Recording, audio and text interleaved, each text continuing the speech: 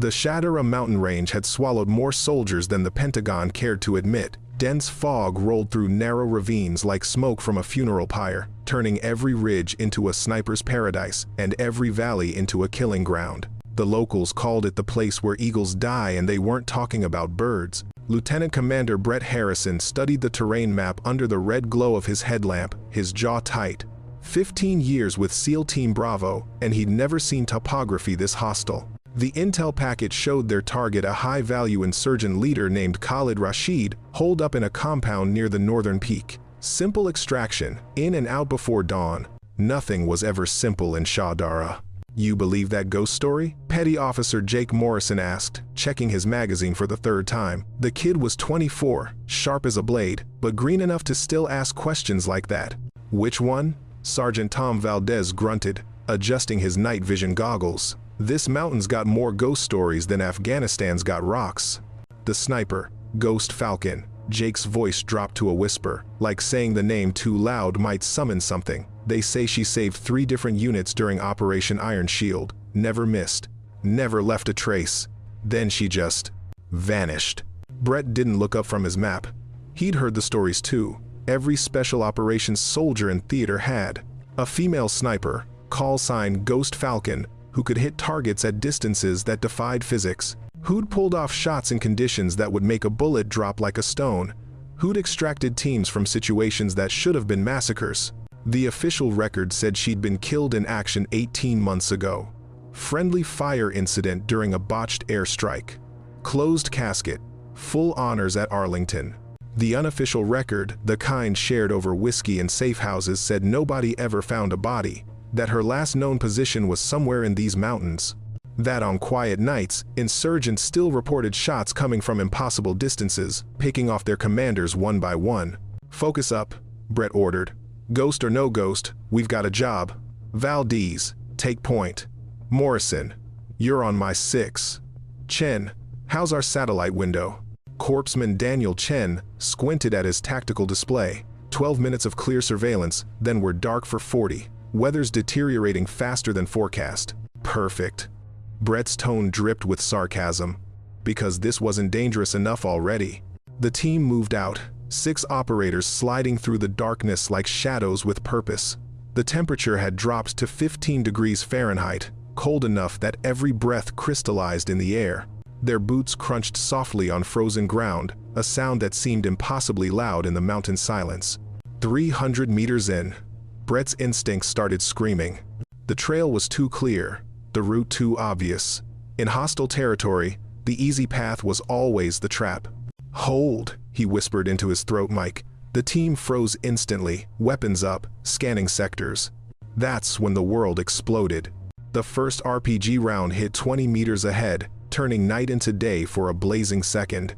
Brett's training kicked in before Conscious thought he was moving, shouting orders, pulling Morrison down behind an outcropping as automatic weapons fire erupted from 3 directions. They'd walked straight into a kill box. Contact left! Contact right! Valdez's voice came sharp over the radio, punctuated by the staccato bark of his rifle. They're everywhere! Brett's mind raced through tactical options as bullets sparked off the rocks around them. The ravine walls were too steep to climb quickly. The path ahead was blocked by fire. Behind them, muzzle flashes lit up the darkness, insurgents pouring down from hidden positions, cutting off their retreat. A perfectly executed ambush. Someone had known they were coming. Chen, get command on the line. We need air support now. Brett fired controlled bursts at shadows moving in the fog, each shot calculated to conserve ammunition. They'd loaded light for a quick operation, expecting stealth over sustained combat. Now, that decision felt like a death sentence. Chen pressed his hand to his headset, his young face pale in the darkness. Commands not responding. Too much interference. The mountains are blocking. An explosion cut him off. A mortar round landed close enough to shower them with debris. Brett's tactical computer showed their ammunition status in harsh red numbers. 30% and dropping. Each magazine precious. Each bullet the difference between survival and becoming another ghost story in these mountains. Tighten up. Defensive positions. He grabbed Morrison, who'd taken a graze across his shoulder. The kid's eyes were wide, but his hand stayed steady on his weapon. You good? Yeah, I'm good. Morrison's voice shook only slightly. Good enough. Through the chaos, Brett caught glimpses of their attackers. Organized, disciplined, not the usual insurgent rabble. These were trained fighters, and there were at least 40 of them. Valdez crawled over, blood streaming from a cut above his eye. Commander, we've got maybe 10 minutes of ammo left at this rate. Extraction? Weather's too bad. No bird can get through this. Brett checked his watch. 4:40 a.m. Dawn was 2 hours away. They'd be dead in 30 minutes. Another RPG whistled overhead, impacting behind them. The insurgents were tightening the noose, closing from all sides. Brett could hear their leader shouting commands in Pashto, coordinating the assault with military precision. No one survives, the voice echoed off the rocks.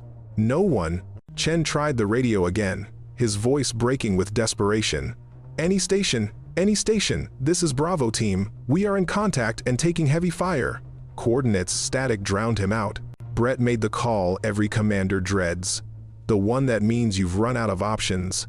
The one that's half prayer, half scream. Mayday, Mayday, Mayday. This is SEAL Team Bravo. We are surrounded and taking casualties. Ammunition critical. Requesting immediate support. Does anyone copy? The radio hissed with empty static. Morrison fired his last magazine, then looked at Brett with the terrible understanding that comes when a soldier realizes he's about to die. Sir, Save your breath. We're not done yet. But Brett could hear the lie in his own voice. They were done. They just didn't know it yet. The insurgent fire intensified. A coordinated push. The final assault. In desperation, Brett keyed his radio one more time. Not to command, not to anyone specific, just out into the void, hoping someone, anyone, might hear. Save us! The words tore from his throat, raw and unashamed. Anyone! Save us! Silence. Then, a voice cut through the static. Female, calm, cold as the mountain wind. Keep your heads down. Mark illumination in 6 seconds. Brett's blood froze. He knew that voice. Every operator who'd served in this region knew that voice, even if they'd never heard it before. Now, the voice commanded. Morrison threw a chem light without hesitation. It arced through the air, landing 30 meters out, bathing the ravine in ghostly green. In the glow, Brett saw the insurgent commander, a scarred man in tactical gear, directing his fighters with hand signals. The man was protected by 3 bodyguards, positioned behind rock cover 200 meters away and at least 40 degrees up the mountain slope. An impossible shot. Even for their best marksmen, in these conditions, at night, in high wind, the crack of a rifle shot echoed across the valley. The insurgent commander's head snapped back. He dropped like a puppet with cut strings. The sudden silence was deafening. Brett stared at the body, his tactical brain running calculations. Wind speed, bullet drop, distance, elevation angle. The math didn't work. Nobody could make that shot. Nobody human. The radio crackled again. 16 targets on your 3 o'clock. 8 on your 9. Hold position.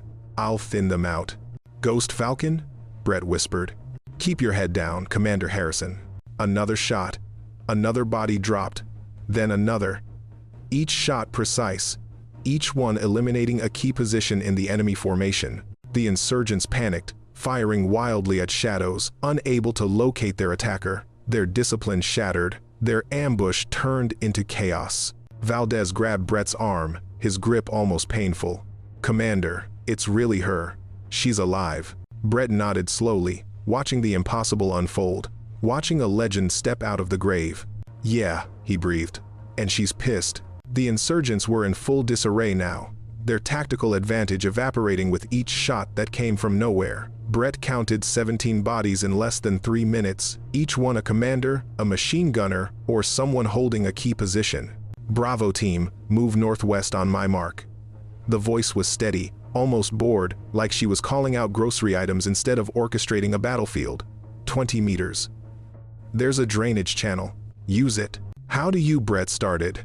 Because I've lived on this mountain for 18 months. Move. Now. They moved. Brett led his team in a low crawl, staying below the rock line. The drainage channel was exactly where she said it would be, a natural trench carved by ancient water flow, deep enough to provide cover, angled away from the killing ground. As they slid into the channel, another shot rang out. An insurgent who'd been flanking their escape route collapsed. "She's tracking every position," Chen whispered, awe in his voice. "Every single one." Brett understood what was happening. Up there, somewhere in the darkness and fog, Ghost Falcon had a complete picture of the battlefield. She wasn't just shooting, she was choreographing their survival, moving them like pieces on a chessboard, eliminating threats in precise sequence. It was the most beautiful display of tactical marksmanship he'd ever witnessed. "Bravo, team. This is going to get complicated." For the first time, Brett heard tension in her voice. "They're bringing up reinforcements. 12 specialist shooters. They know there's a sniper, and they're coming to hunt. What's your position?" "We can provide suppressing fire." "Negative. You'd give away my location faster than they will. Just hold in that channel for the next 10 minutes. "And Harrison?" "Yeah?" "This might get loud." The radio went silent. Brett settled his team into defensive positions along the drainage channel. Morrison was breathing hard, the adrenaline crash hitting him. Chen was working on Valdez's head wound with quick, efficient movements. The rest of the team maintained their perimeter, weapons trained on the darkness. "Anyone else feel like we're in the middle of someone's personal war?" Valdez muttered. He wasn't wrong. Brett had been in enough firefights to recognize the patterns. Ghost Falcon wasn't just eliminating threats she was hunting. Each shot carried weight beyond tactics. This was personal. The first of the specialist shooters appeared on a ridge 400 meters out, moving with the careful precision of trained snipers. They were hunting for the same thing Brett's team had once thought was a myth: a ghost with a rifle and an inexplicable ability to kill from distances that shouldn't be possible. Brett caught a muzzle flash from high up the mountain, not from Ghost Falcon, from one of the hunters. They'd spotted something. Then the duel began. 5 years ago, the woman the world knew as Ghost Falcon had a different name: Eliana Cross. She'd been Joint Special Operations Command's rising star, youngest female sniper to qualify for special missions, holder of records that were classified above top secret, the soldier they sent when precision was more important than firepower. She'd been good. Better than good. She'd been unstoppable. Until the day she wasn't. The mission had been clean. Simple extraction of a CIA asset from a compound in the Hindu Kush. Intel said light resistance, quick in and out. Eliana had taken overwatch position on a ridge 2,000 meters from the target building, providing cover for the ground team. Intel had been wrong. The compound exploded in a fireball that lit up the valley. Not an accident, a trap. The asset had been compromised. The whole operation a setup to draw in American forces. Eliana had watched through her scope as her team, her friends, her family burned alive. She'd fired every round in her rifle trying to save them, but bullets couldn't stop an inferno. The official report blamed faulty intelligence, called it a tragedy, gave everyone medals posthumously. The unofficial report, the one buried in classified archives, revealed the truth. A senior officer had ignored warnings about the asset's reliability, had pushed the mission forward despite red flags, had prioritized career advancement over the lives of operators. That officer got promoted. Eliana got a closed casket funeral.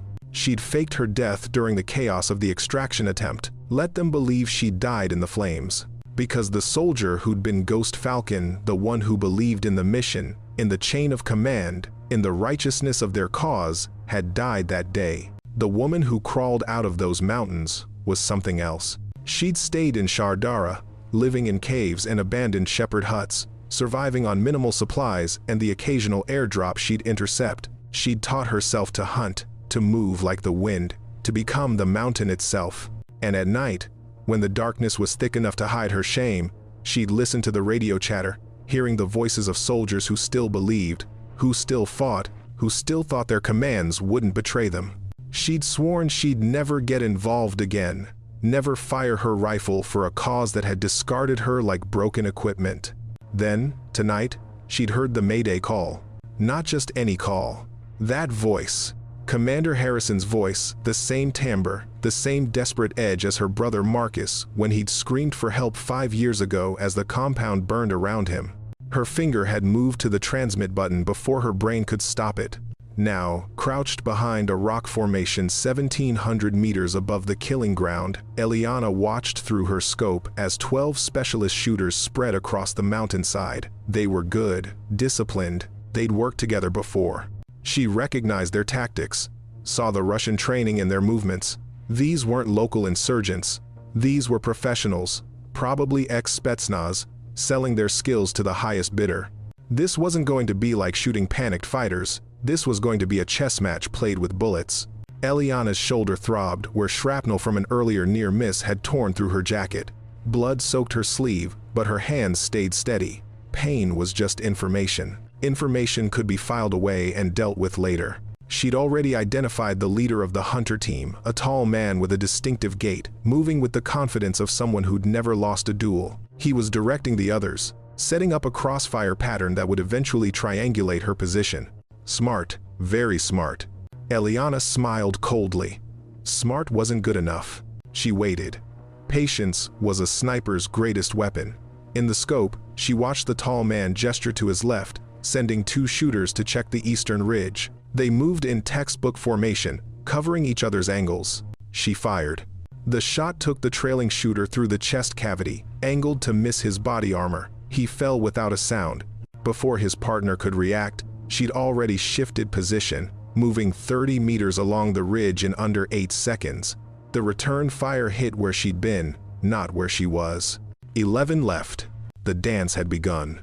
Eliana moved through the darkness like water flowing downhill, inevitable, silent, deadly. Every position on this mountain was mapped in her memory. Every rock, every shadow, every angle of fire. This was her home now, and these hunters were trespassing. Through her earpiece, she heard Commander Harrison's breathing steady, professional, but underneath it, the tension of a man watching his team's survival hang by a thread. She keyed her mic while scanning for her next target. "Bravo, team. I need you to maintain exactly where you are for the next 6 minutes. After that, you'll have a 20-second window to move to the eastern trench. Copy that." Harrison's voice was pure military discipline. No questions, no doubts, just trust. It was that trust that made her gut twist with old guilt. She didn't deserve it. Didn't deserve to play savior when she'd once failed so completely. But she was here anyway. 2 more hunters appeared on a ridge 800 meters out, using thermal optics to scan for heat signatures. Smart move, except Eliana had been using cold weather gear and positioning herself against rock faces for so long that she'd barely registered on thermal anymore. You learned things when survival was your only mission. She watched them sweep their scopes past her position 3 times, patient, calculating their pattern. On the 4th sweep, she fired. The first hunter's thermal sight shattered. He instinctively jerked back directly into Eliana's second shot. The round took him high in the chest, spinning him off the ridge. His partner dove for cover, but Eliana had already tracked his trajectory. She led the target by half a second, accounting for his momentum and the angle of descent. The shot caught him mid-dive. 9 left. Jesus Christ, someone breathed over the radio. Morrison, probably. The kid had good instincts but hadn't learned to control his reactions yet. She's hunting them. Stay focused, Harrison snapped. Then, on the private channel, Ghost Falcon. They're trying to draw you out. 3 of them just split off from the main group. Eliana had already spotted them. They were good, moving independently, taking unpredictable routes, using the terrain masterfully. The tall leader was pushing them hard, trying to force her into a mistake. She shifted position again, this time moving upward. Counterintuitive. They'd expect her to move laterally or descend to change angles. Instead, she climbed toward a position she'd scouted months ago, a narrow ledge with a natural rock blind that provided concealment without restricting her field of fire. The temperature had dropped to 8 degrees. Her breath came in controlled measures, each exhalation timed to minimize vapor. Wind speed had increased to 18 miles per hour, gusting to 25. She adjusted her calculations automatically, the math flowing through her mind like water. Target acquisition, 760 meters. Elevation, 33 degrees. Wind, right to left, variable. Temperature, affecting powder burn and ballistic performance. Barometric pressure, dropping with the incoming storm. She breathed out, held, squeezed. The bullet flew true, compensating for conditions that would make most snipers give up the shot. It found its mark, one of the flanking hunters who thought he was safely concealed behind a boulder. 8 left. But this time, they'd seen her muzzle flash. The return fire was immediate and devastating. Rounds sparked off the rocks around her, forcing her to press flat against the stone. They were walking fire across her position, systematic and professional.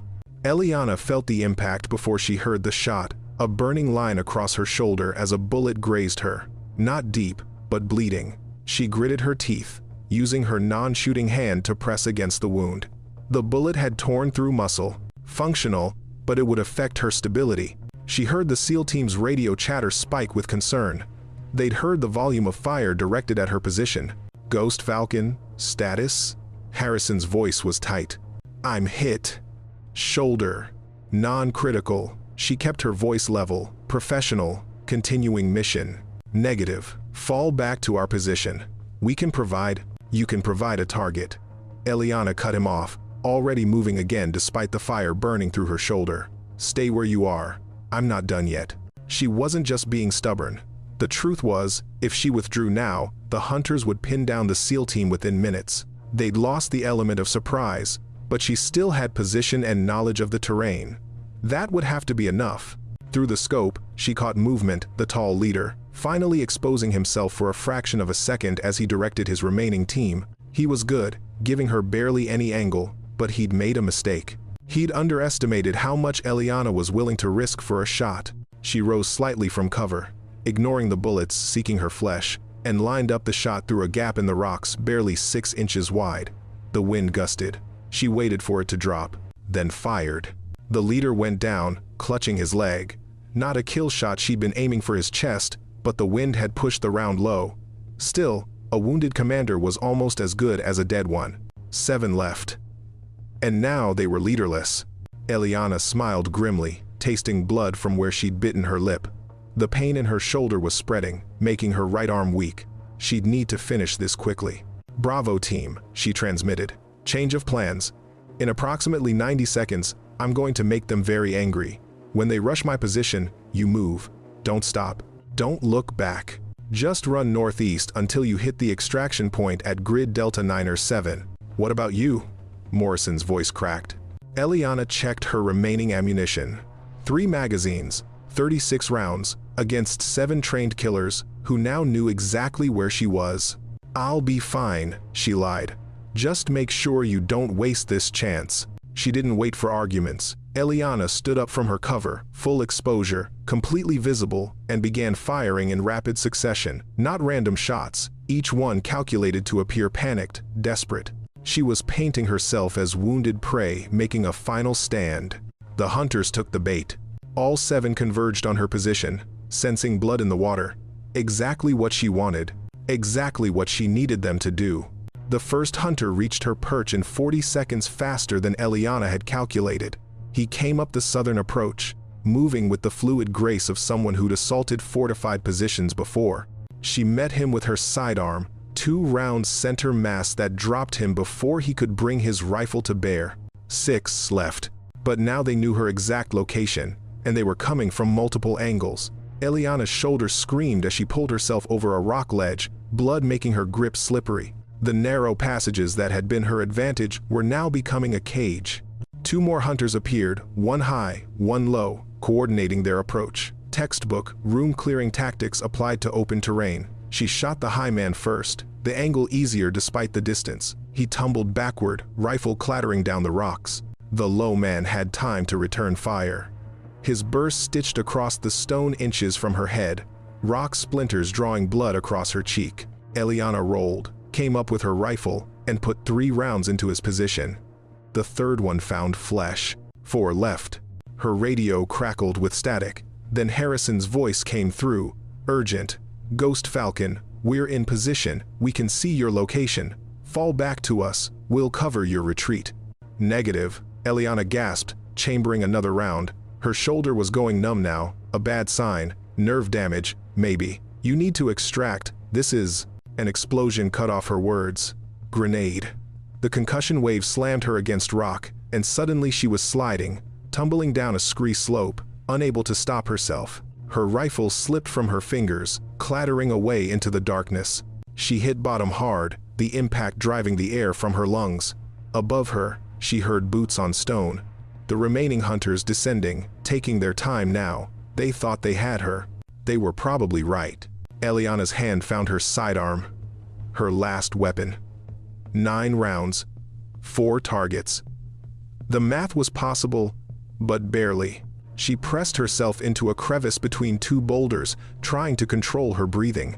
Blood ran freely down her arm now, dripping onto the frozen ground. Through the gap in the rocks, she saw the first hunter appear. Methodical, checking angles, professional to the last. She waited until he was past her position, then fired twice. He went down hard. 3 left. But the muzzle flash had given her away. The other 2 hunters opened fire immediately, rounds ricocheting through the narrow space. Eliana felt something punch into her side. A grazing shot, but deep enough to matter. Hot blood soaked through her clothing. "Ghost Falcon," Harrison's voice was nearly shouting now. "We're coming to you." "Stay back," Eliana coughed, tasting copper. "That's an order, Commander." Since when do ghosts give orders? Despite everything, Eliana almost laughed. Fair point. She heard movement closer now. The hunters were closing in, careful but confident, 2 against 1, and she was wounded, pinned, running out of ammunition and options. This was it. This was how it ended. Not in a blaze of glory 5 years ago with her team, but alone on a mountain, bleeding out in the dark. Poetic, in a way. Then she heard something that changed everything. The sound of multiple weapons firing in coordinated patterns. American weapons. SEAL team tactics. Harrison's voice came over the radio, calm as Sunday morning. Targets marked. Engage at will. Through her fading vision, Eliana saw the 2 remaining hunters caught in a crossfire. They'd been so focused on her, they hadn't heard the SEALs flanking their position. Morrison took one with a 3-round burst. Valdez got the other. Silence fell across the mountain. Footsteps approached her crevice, careful, weapon ready. Then Harrison's face appeared, hard lines softening when he saw her condition. "Told you to stay back," Eliana whispered. "Yeah, well," Harrison smiled grimly. "We're SEALs. We don't follow orders from ghosts." Valdez and Chen appeared behind him, Chen already breaking out medical supplies. Morrison stood watch, his young face pale but determined. "You came back," Eliana said, the words thick. "Why?" Harrison knelt beside her, helping Chen apply pressure to her wounds. "You saved us. That means you're one of us, and we don't leave anyone behind." "But I'm not. I'm not one of you anymore. You're Ghost Falcon," Morrison interrupted quietly. "You're the reason any of us are still breathing. That makes you exactly one of us." Eliana felt something she hadn't felt in 5 years. Not hope exactly, but something close. The possibility that maybe, just maybe, she wasn't as lost as she'd believed. "There's one more," Chen said urgently, his tactical display showing a heat signature moving toward them. "The leader. The one you wounded. He's still mobile." Harrison checked his rifle. "Then we finish this. Together." Eliana tried to stand, but her legs wouldn't cooperate. The blood loss was catching up to her. "I can't move." "Then you coordinate." Harrison pressed his radio into her hand. "We'll be your trigger. Tell us where to shoot." It was insane. It was beautiful. It was the most SEAL thing she'd ever heard. Through the radio, Eliana could hear the wounded leader moving through the rocks, breathing heavily. He was hunting them, even injured, stubborn, determined. She understood that determination. "Valdez, move to the southern approach," she instructed, her tactical brain overriding the pain. "Morrison, find elevation." "Harrison, you're the bait. Draw him out." "Copy that." Harrison's grin was wolf-sharp, always wanted to be bait. The plan unfolded like clockwork. Harrison exposed himself deliberately, drawing fire from the wounded leader. The moment the leader committed to the shot, Morrison had the angle from above. One shot, clean, professional. The mountain fell silent again. The storm that had been threatening all night finally broke as the first medical helicopter touched down at the extraction point. Wind screamed across the landing zone, snow beginning to fall in thick curtains. The pilot was pushing his luck just being there. Eliana drifted in and out of consciousness as the team carried her to the bird. Chen worked frantically, maintaining pressure on her wounds, calling out her vitals in sharp bursts. The numbers weren't good. She knew that without asking. "Stay with me, Ghost Falcon," Chen urged, his young face intense with concentration. "Don't you fade out on me now." "Eliana," she whispered. "Name's Eliana." "Eliana," Chen repeated, like he was memorizing it. "Stay with me, Eliana." The helicopter ride was a blur of pain and cold, and the rhythmic thud of rotor blades. Eliana watched through the open door as the Shadara Mountains fell away beneath them, the place that had been her prison and sanctuary for 18 months. The place where Ghost Falcon had been born and died, and been born again. Harrison sat beside her stretcher, his face drawn with exhaustion. "You're going to be okay," he said, like he could make it true through sheer force of will. The leader, back at base. Eliana fought to form words around the pain. "The one who buried me, he's still there. We know." Harrison's expression went hard. "We found the after-action report, the real one. Someone buried it deep, but Chen's a wizard with databases. He'll deny everything." "Let him try." Harrison leaned closer, his voice carrying absolute certainty. "You've got 6 SEALs who'll testify about what happened tonight. You've got a mountain full of dead insurgents and a mission success that shouldn't have been possible. You've got proof you're not only alive, but that you've been conducting operations here for over a year. There's no way to cover that up." "Why?" Eliana asked. "Why risk your careers for me?" Morrison, sitting across from them, answered without hesitation. "Because you're a legend, because you saved our lives, because it's the right thing to do." He paused, then added softly, "Because if we let them bury you again, what does that say about all of us?" Valdez nodded. "Agreement. We're SEALs. We protect our own. And you're ours now, whether you like it or not." Eliana felt tears sting her eyes, the first she'd allowed herself in 5 years. Not tears of sadness, but something more complicated. Relief, recognition, the possibility of redemption. At the forward operating base, chaos erupted when they landed. Medical personnel swarmed the helicopter, but Eliana caught sight of someone pushing through the crowd, a full-bird colonel, his face a mask of shock and something that might have been fear. Colonel Marcus Hendricks, the man who'd sent her team into that death trap, the man who'd had her declared Kia, rather than face questions about his decision. Harrison saw him too. "Chen, make sure those files are backed up to every server we can access. Morrison, start making calls. Everyone needs to know she's back." "Already done, sir," Chen said, his fingers flying across his tablet. "Sent copies to JSOC, SOCOM, and about 15 news organizations. This can't be buried." Hendricks tried to approach the stretcher, but Harrison blocked his path. The confrontation was silent but intense. 2 officers, one trying to salvage his career, the other protecting something more important than rank. "Stand down, Commander," Hendricks said, his voice carrying authority. "This is beyond your jurisdiction." "With respect, sir, everything about this is beyond jurisdiction." Harrison didn't move. "She's a returning service member, wounded in action while saving American lives. You're going to want to be very careful about your next steps." Medical personnel wheeled Eliana away before she could hear the rest of the argument. The last thing she saw was Harrison's back, ramrod straight, blocking Hendricks from following. In the surgical bay, doctors worked to stabilize her injuries. The shoulder wound was worse than she'd thought. The bullet had nicked an artery. The side wound had cracked a rib. But she was alive. Against all odds, against all expectations, she was alive. Hours later, or maybe days, time lost, all meaning under sedation, Eliana woke to find Morrison sitting beside her bed, reading from a tablet.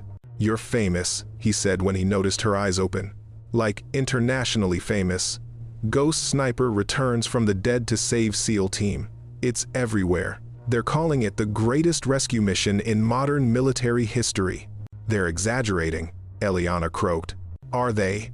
Morrison showed her his tablet. News sites, military forums, social media all exploding with the story. Someone had leaked combat footage from the team's helmet cameras. The world was watching Ghost Falcon's impossible shots in grainy night vision. "Harrison wants you to know that Hendricks has been suspended pending investigation," Morrison continued. "All those files Chen backed up, turns out they included evidence of about 6 other cover-ups. Your case broke everything open." Eliana processed that slowly. Justice. Not the kind she dreamed of in those dark months on the mountain. Not violent revenge, but real, systematic justice. It felt strange, anticlimactic, almost. "How do you feel about it?" Morrison asked. "I don't know," Eliana admitted. "I spent so long being angry, being ready to die. I'm not sure what to do with survival."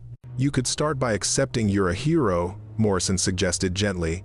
"That might be new." But Eliana shook her head. "I'm not a hero. I couldn't let them die. Couldn't hear someone screaming for help and do nothing. Not again." That's literally the definition of a hero. Maybe he was right, or maybe heroism was just the choice to keep moving forward when staying still would be easier. To fire one more shot when your hands were shaking and your body was broken and every instinct screamed at you to give up. "The team wants to see you," Morrison said. "When you're ready." "They've been camped outside since surgery. Also," he hesitated, "the Department of Defense wants to talk about officially clearing your record, restoring your rank. They're even talking about a Medal of Honor." "No." The word came out sharper than Eliana intended. "No medals. I don't want to be celebrated for surviving. The people who deserve medals are the ones who didn't come back." Morrison nodded slowly, like he understood. "I'll let them know, but Eliana, you should know the military wants you back, not as Ghost Falcon, as yourself, as an instructor. They want you to train the next generation of snipers, train others, pass on knowledge, turn survival into something purposeful." The idea settled into Eliana's chest like a weight heavy, but not unbearable, maybe even necessary. "I'll think about it," she said. Recovery took 3 weeks. 3 weeks of surgery, physical therapy, psychological evaluation, and endless interviews with investigators picking apart Hendricks' cover-up. Through it all, SEAL Team Bravo rotated shifts, staying with Eliana, never leaving her alone, as if afraid she might vanish back into the mountains if they looked away too long. On a gray morning in mid-March, Harrison entered her room with unusual solemnity. "There's a situation," he said without preamble, "and I need to know if you're operational." Eliana sat up straighter, ignoring the pull of healing tissue. "Define operational. Can you shoot?" Her shoulder was at 70% mobility. "Good enough. What's the situation?" "Remember Khalid Rashid, the target we were originally going after? The insurgent leader. The one who set up your ambush. He's still out there, and he's escalating." Harrison pulled up a map on his tablet, showing the Chartera region. 3 attacks in the last week. He's using your story, the Ghost Falcon narrative, to recruit, telling his fighters that if they can kill the legendary sniper, they'll achieve greatness. "He's making me a target." "You already were a target. Now he's just admitting it." Harrison's expression was grim. "Intel says he's planning something big, something in the next 72 hours, and he's personally overseeing it from a command post on the northern peak. The same peak they'd been heading toward the night everything went wrong." "You want to go back," Eliana said. "Not a question. We want to finish the mission." "But..." Harrison paused, choosing his words carefully. "Rashid has positioned himself at extreme range, 2,700 meters. Elevation change of 43 degrees. In terrain that's in constant weather flux. Our best sniper can't make that shot. Nobody can. Except, you want me to be Ghost Falcon one more time. I want you to be Eliana Cross, a master sniper with nothing left to prove, who chooses to help because it's the right thing to do. There's a difference." Eliana walked to the window, looking out at the mountains in the distance. She'd told herself she was done, that saving the SEAL team was her last shot, her final act of redemption, that she could walk away clean. But the truth was, you never walked away clean. Not really. Not when people were going to die if you turned your back. "When do we leave?" she asked. Harrison's smile was pure relief. "Gear up. We go in 6 hours." The team assembled with the quiet efficiency of professionals who trained together for years. Except now, Eliana was part of that unit. They'd made her a uniform, gotten her equipment, integrated her into their operational planning like she'd always been there. The helicopter insertion was smoother this time. They knew the terrain, knew the threats, knew what they were walking into. The mission brief was simple: get Eliana into position to take the shot. Everything else was secondary. They landed 5 kilometers from the target zone, moving through the darkness on foot.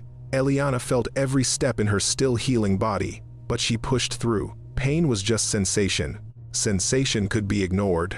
At 2300 hours, they reached the firing position. She'd scouted a rocky outcrop with clear line of sight to Rashid's command post. Through her scope, she could see lights, movement, guards. Target acquired, she murmured into her radio. 2,718 meters. Wind variable, 16 to 23 miles per hour. Temperature dropping. Chen set up atmospheric monitoring equipment, while Morrison established a defensive perimeter. Harrison crouched beside Eliana, watching through his own scope. He's protected, Harrison observed. 3 layers of security. Even if you take the shot, getting out will be complicated, Eliana finished. Yeah, I'm noticing that. Through the scope, she studied Rashid. He stood on a balcony, surveying his territory like a king, arrogant, confident, protected by geography and guards and the simple fact that no one could touch him from this distance. Except, someone could. This is beyond standard engagement range, Chen said quietly, his instruments registering the atmospheric conditions. Even with perfect conditions, the bullet drop alone— I know, Eliana interrupted. I've done the math. She'd done more than math. She'd lived on this mountain for 18 months, learning every wind pattern, every temperature variation, every quirk of ballistics at extreme altitude.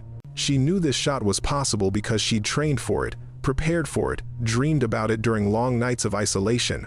This was the shot that would prove she wasn't just surviving. She was living. Bravo team. This is Ghost Falcon, she transmitted. I need absolute silence for the next 30 seconds. Harrison, I need you to keep your hand on my shoulder. Steady pressure, don't let go. Harrison's hand settled on her good shoulder, warm, solid, real, an anchor point. A connection to the world of the living instead of the half-death she'd been inhabiting. Eliana controlled her breathing.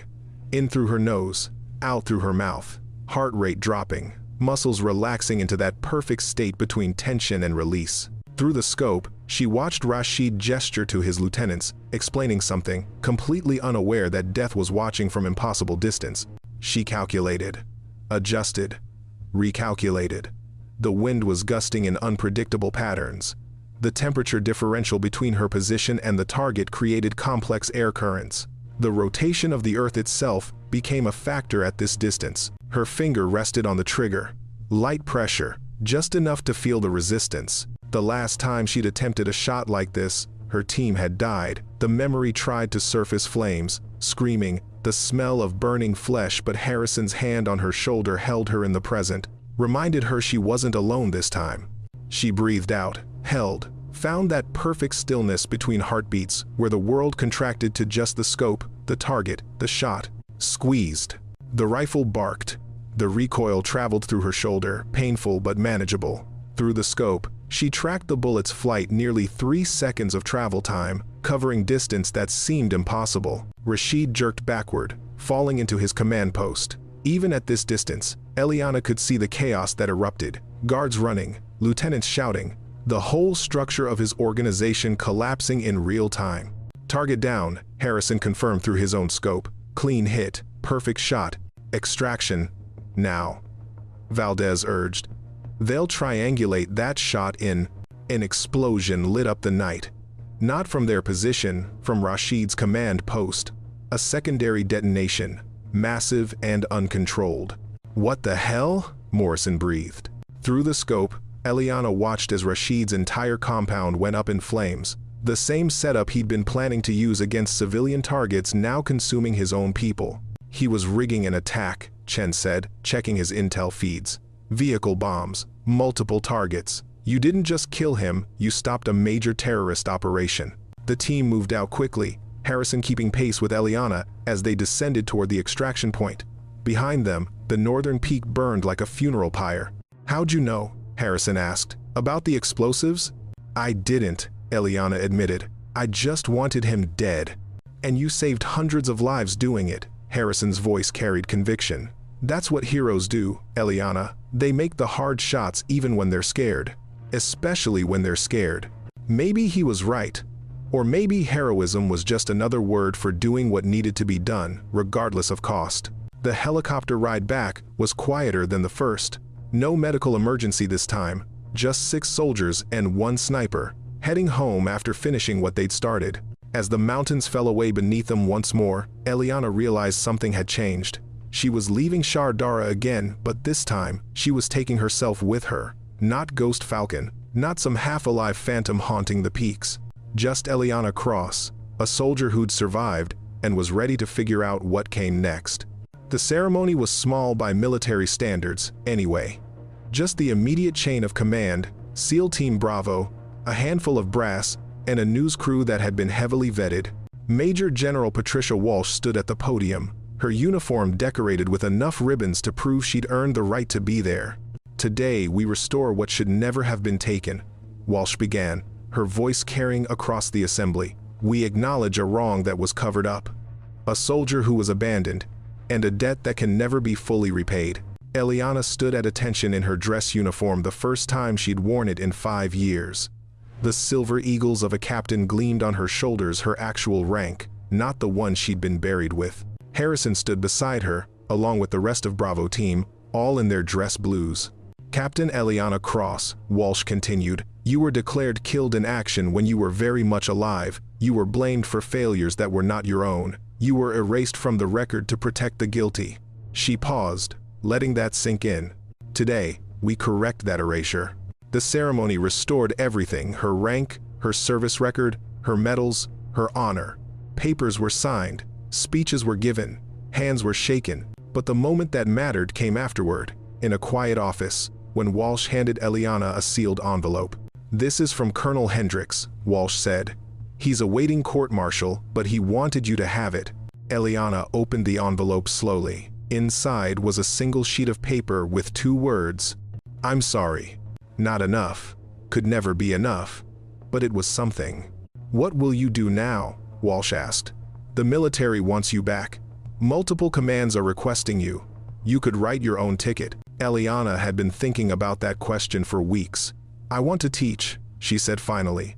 "Train the next generation. Make sure they're better prepared than I was. Sniper instruction, among other things.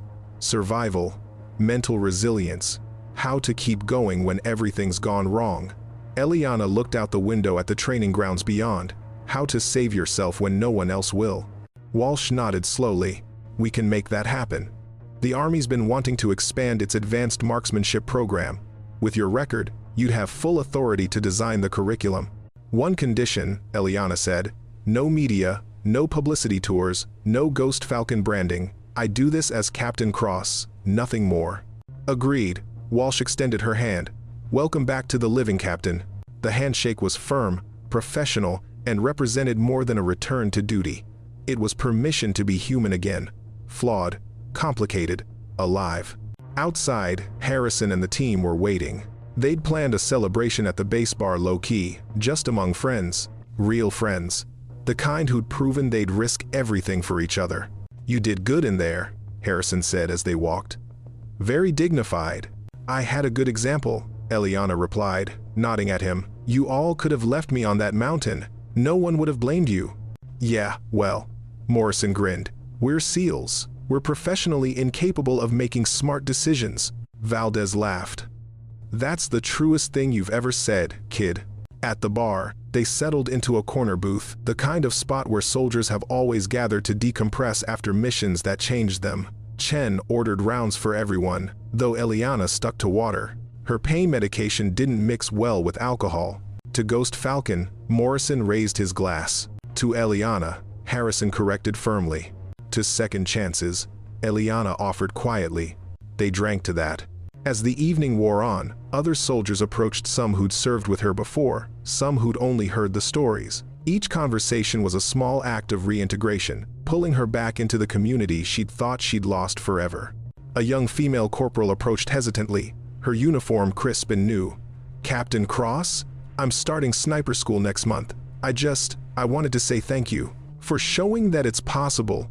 Eliana studied the young woman, earnest, determined, scared, but trying not to show it. She saw herself in that face, from before everything went wrong.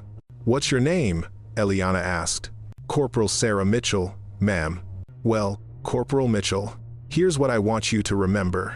Being possible and being easy are 2 different things. It's going to be harder for you than it is for most of the men. You're going to have to be twice as good to get half the recognition. And when things go wrong, because they will, you're going to question whether you belong there. Mitchell's face fell slightly. But, Eliana continued, her voice gaining strength, you do belong there. Not because I made it, because you made the choice to try. That's what matters. The choice to keep going even when you're scared, even when you're injured, even when everyone tells you it's impossible. You make that choice every day. And eventually, you become the person who can do impossible things. Mitchell straightened, something fierce lighting in her eyes. Yes, ma'am, I will. As the corporal walked away, Harrison leaned over. You're going to be a good instructor. I'm going to try. Eliana watched Mitchell rejoin her friends, already standing a little taller. It's the least I can do. Someone has to make sure the next generation doesn't go through what I did. They won't, Chen said with certainty. Because of what you did, what we all did, there are new protocols, new oversight. The system that failed you is being torn down and rebuilt. It was small comfort, but it was something. Change didn't happen all at once. It happened in increments. One policy revised, one officer held accountable, one soldier standing up and saying this isn't right. The night wound down eventually. The team dispersed to their quarters, tired but content. Harrison walked Eliana back to her temporary housing. She had permanent quarters being prepared, but for now, she was staying in guest officer's lodging. You okay? Harrison asked at her door. Today was a lot. Yeah. Eliana was surprised to find she meant it. For the first time in a long time, I think I actually am okay. Good. Harrison handed her a small package. The team wanted you to have this. Open it when you're ready. After he left, Eliana sat on her bed and carefully unwrapped the package. Inside was a patch custom-made, clearly designed by someone with artistic talent. It showed a falcon in flight against a mountain backdrop, with text that read, SEAL Team Bravo, Honorary Member, E. Cross. She traced the stitching with her finger, feeling the texture of the thread. This was real. This was happening. She was getting a second chance that so few people ever received. Her radio, she still carried it, habit too strong to break, crackled softly. Out of curiosity, she turned it on, scanning through the military frequencies. Chatter, mission briefings, status reports, the constant background noise of a military that never slept. But this time, instead of feeling like an outsider listening in, she felt like part of the conversation, connected, present, alive. 3 months later, Captain Eliana Cross stood before her first class of advanced marksmanship students at Fort Benning. 24 soldiers, 16 men, 8 women, all hand-selected for potential. All looking at her with a mixture of awe and skepticism. She understood both reactions. I'm not going to tell you war stories, Eliana began, her voice carrying clearly across the range. You can read those in the papers. I'm going to teach you how to survive when every advantage has been stripped away, how to make the impossible shot, how to save your team when they think they're already dead. She gestured to the mountain range beyond the base, nothing like Shadara, but similar enough for training. Out there, you'll be cold, hungry, exhausted, and scared. Your equipment will fail, your intel will be wrong, your support will be delayed, and you'll still have to perform. Corporal Mitchell was in the front row, hanging on every word. Good. Enthusiasm was useful, but it needed to be tempered with realism. Over the next 16 weeks, I'm going to break you down and build you back up. I'm going to teach you the technical skills, ballistics, wind reading, range estimation. But more importantly, I'm going to teach you something the manuals don't cover. How to keep your head when the mission goes sideways. How to trust your training when your instincts are screaming. How to be the person your team needs when everything's on fire. A hand went up. Private Jackson, according to his file. Good scores, but young, very young. Yes, Private? Is it true, ma'am? About the 2,700-meter shot? Eliana smiled slightly. It's documented, but that's not the point. The point is that I spent 18 months preparing for that shot without knowing I'd ever take it. I learned the mountain. I studied the conditions.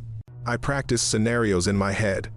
When the moment came, I was ready not because of talent, but because of preparation. She paused, letting that sink in. That's what I'm going to teach you. Not how to be heroes, how to be ready. The class began with the basics fundamentals that even experienced snipers needed to revisit. Breathing, position, trigger control. the building blocks that separated good shooters from exceptional ones.